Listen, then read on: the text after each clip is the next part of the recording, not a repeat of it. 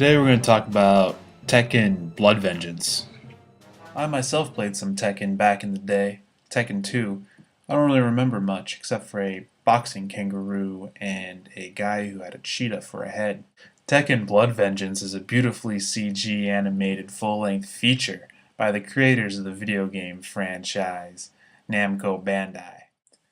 Tekken Blood Vengeance plot follows Ling Xiao, a schoolgirl with an expertise in martial arts and a pet panda that can run really fast.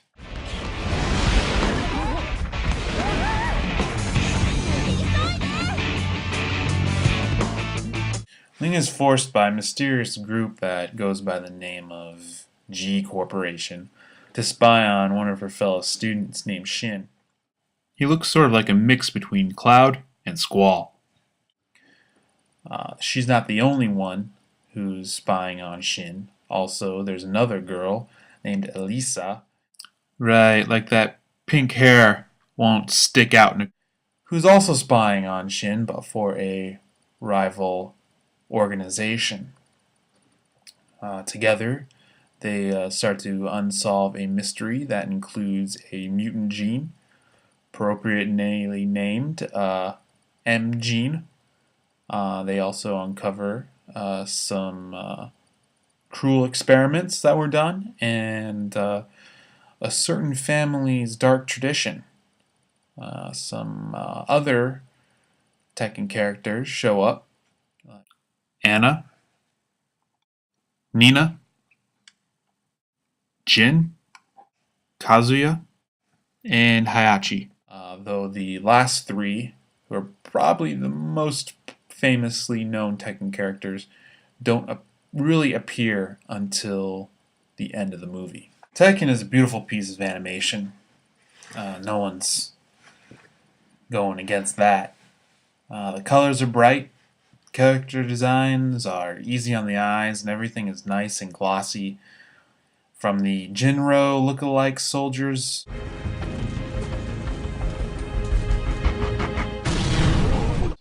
to Nina's skin-tight leather pants.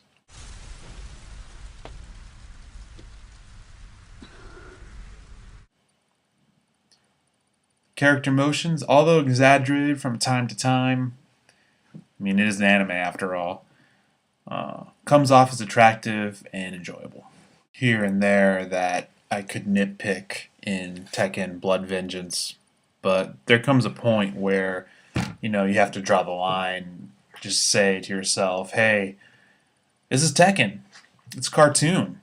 Just let it go. Let it slide.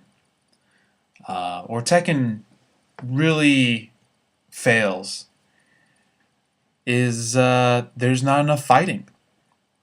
It's that simple. It's funny because it's based off a fighting game, but there's just not a lot of fighting. The film opens up with a real promising scene for this type of movie, where Ada and Nina are fighting each other.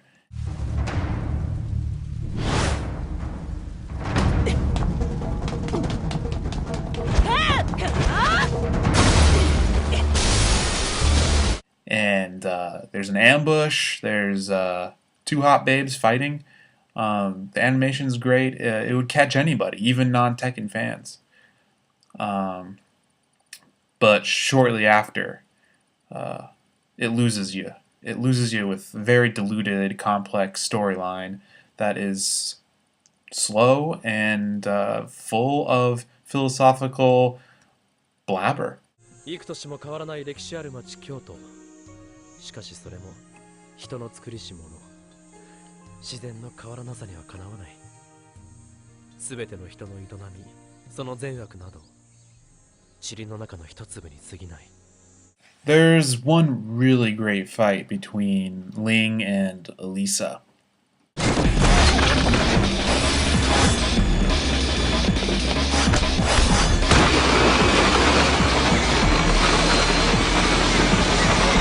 Since the fight is between two characters that the movie has actually developed and allowed us viewers to get to know a little bit, it makes the fight really exciting, and the choreography is also really good. Sadly, the last fights, though visually stunning, don't carry the same weight since they're between characters like Jin, Kazuya, and Hayachi, who have hidden in the shadows throughout the entire movie. And we don't really know much about them unless you are a Tekken fan. You probably know a little bit more about these characters. Apparently, they fight over something called the Devil Gene. But what about the M Gene? I don't want to spoil anything, but if you thought the running panda was far fetched, get ready because it gets really crazy near the end. As for the music, nothing really stuck out. Ultimately, Tekken was just boring. There's too much talking and not enough fighting. I'm still not sure what the M gene really was or the Devil gene. But Tekken looks beautiful. It looks great. And if you're a Tekken fan, you probably enjoyed it a lot more than I did. I give it a C+. Thanks for watching. Catch you next time. プログラムされた命令に従います。プログラムされた命令に従います。